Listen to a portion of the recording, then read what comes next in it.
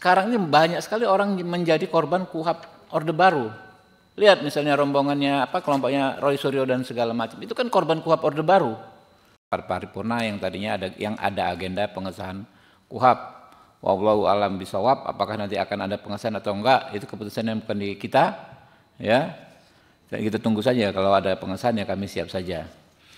Teman-teman, ada dua hal ya yang kami perlu sampaikan terkait beredarnya hoax atau informasi yang tidak tepat atau tidak benar sejak kemarin.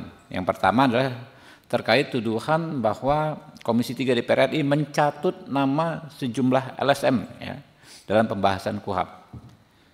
Sebagaimana kita ketahui kemarin waktu rapat kan kita 10 Juli sebetulnya sudah selesai tingkat pertama pembahasan di Panja lalu Timus-Timsin, tapi karena memang teman-teman banyak meminta kita membuka kembali, kita buka kembali. Masukan dari masyarakat kan, dari Juli, Agustus, September, Oktober, November, awal November, terus sampai hampir 100 kelompok masyarakat hadir ya, kita termasuk beberapa LSM, sekelompok LSM yang menamakan dirinya Koalisi Masyarakat Sipil dan lain sebagainya. Tapi intinya yang nggak menyebut dirinya secara Koalisi Masyarakat Sipil ya juga masyarakat sipil. Ya. Lalu berdasarkan masukan-masukan tersebut, tim sekretariat membuat klasterisasi untuk disajikan dalam rapat Panja yang kembali dibuka setelah Timus-Timsin. Nah, rapat klasterisasi itu dibuatlah tabel, ya. Disebutkan misalnya usulan soal penghapusan larangan peliputan. Usulannya dari mana? Dari Aliansi Jurnalis Independen. Responnya seperti apa? Lalu usulan soal hak-hak disabilitas ya, orang-orang disabilitas, mulai dari prasarananya, lalu bahwa kesaksian disabilitas ya yang memiliki karakteristik khusus ya. Itu masukan dari beberapa LSM ya, termasuk dari Mbak Yeni Rosadamayanti. Kita bikin tabelnya di kiri, pengusulnya di kiri, di tabel kiri, di kolom yang paling kiri, lalu substansinya apa, lalu rumusannya. Memang pada akhirnya tidak semua redaksi ya yang diusulkan itu diakomodir 100%. Ya, 100%. Terakhir misalnya usulan dari Maidina, siapa nama lengkapnya ini? Ada teman dari ICJR ya. Maidina Rahmawati. Saya mengenal beliau ya, aktif di ICJR. Sampai akhir-akhir pengesahan, beliau meminta memberikan aspirasi soal perluasan objek pra-peradilan, termasuk diantaranya soal penelantaran laporan atau undue delay, lalu soal penangguhan penahanan. Ya, dari beberapa poin, 2 itu kita akomodir, kita masukkan di pasal-pasal terkait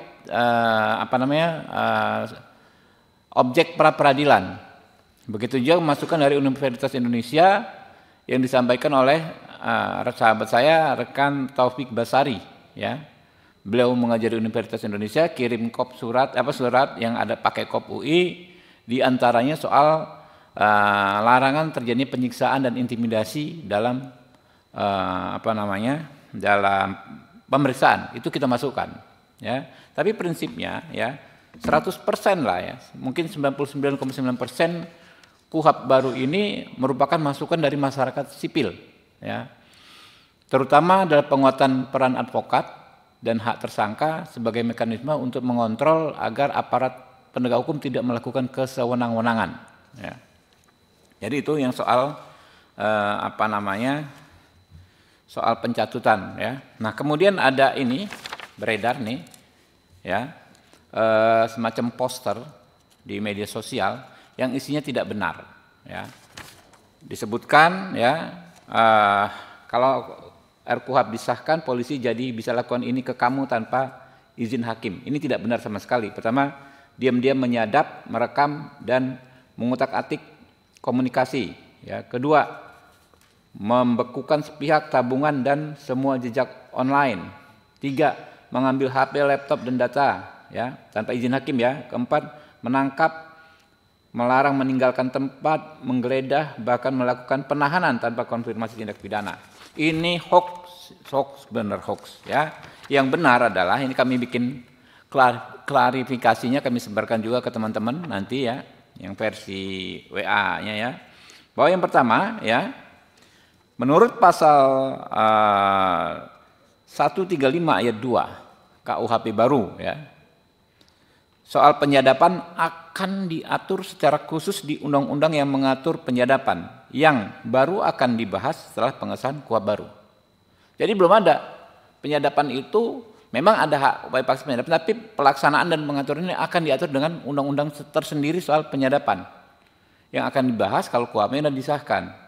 Nah, tapi secara umum ya, saya komunikasi lintas fraksi di Komisi 3, ada Pak Nabil ya, fraksi Nasdem, Pak Bimantoro fraksi Partai Gerindra ya. Semua fraksi menyadari bahwa penyadapan itu harus diatur secara hati-hati dan harus dilakukan dengan izin pengadilan. Jadi undang-undangnya belum ada tapi sikap politiknya sudah ada ya soal penyadapan. Lalu menurut pasal 139 ayat 2 KUHP, semua bentuk pemblokiran ya kan, kayak tadi ini kan pemblokiran rekening ya, pemblokiran data online, medsos dan lain sebagainya ya, dilakukan ya dengan mendapatkan izin hakim 139 ayat 2. Lalu menurut pasal 44 KUHP baru, semua bentuk penyitaan, nah ini yang soal handphone, laptop disita itu ya tanpa izin hakim. Menurut pasal 44 KUHP baru, semua bentuk penyitaan harus dilakukan dengan izin Ketua Pengadilan Negeri. Nah, soal penangkapan tadi katanya bisa ditangkap tanpa konfirmasi tindak pidana. Ini mengacu kepada bahwa penyelidik atas perintah penyidik bisa melakukan penangkapan. Sebetulnya pengaturannya begini, ya. Pertama, penangkapan itu harus dilakukan setelah adanya penetapan tersangka. Penetapan tersangka itu tentu mensyaratkan dua alat bukti, ya. Lalu penahanan itu ya syaratnya ini jauh lebih berat, ya. Jauh lebih objektif dibandingkan dengan apa yang diatur di KUHP Orde Baru ya. Di KUHP baru penahanan bisa dilakukan pertama apabila tersangka mengabaikan panggilan 2 kali berturut-turut. Ini kan sangat objektif. Panggil sekali nggak datang, 2 kali nggak datang. Jelas faktanya. Yang kedua, apabila tersangka memberikan informasi tidak sesuai fakta. Ini kan gampang nih cross check-nya gitu loh. Ketiga, apabila tersangka menghambat proses pemeriksaan, ya. Keempat, kalau menghambat proses pemeriksaan ini kan jelas sebuah tindak pidana, namanya obstruction of justice, ya. Keempat, apabila tersangka berupaya melarikan diri, melakukan ulang tindak pidana, ya, menghilangkan alat bukti dan terancam keselamatannya, atau yang terakhir, tersangka mempengaruhi saksi untuk berbohong. Ini juga kan termasuk dalam obstruction of justice yang memang merupakan tindak pidana. Jadi ya kalau di KUHP Orde Baru orang tuh bisa ditahan hanya dengan 3 kekhawatiran. 1, khawatir melarikan diri, khawatir menghilangkan alat bukti, khawatir mengulangi tindak pidana yang pemenuhannya unsur yang subjektivitasnya hanya ada pada penyidik. Nah kalau yang di KUHP baru ini sangat objektif, sangat bisa dinilai gitu loh. Jadi teman-teman ya, kami sih terus berdoa sampai sekarang ya, rekan-rekan Komisi 3 kita di grup, bismillah kita doakan hari ini bisa disahkan ya. Semoga nanti benar-benar bisa disahkan KUHP baru, menggantikan KUHP Orde Baru ya. Jadi aneh kalau ini bilang ya, ada poster lain berdua kamu bisa jadi korban KUHP baru. Lah, mereka nggak ngomong.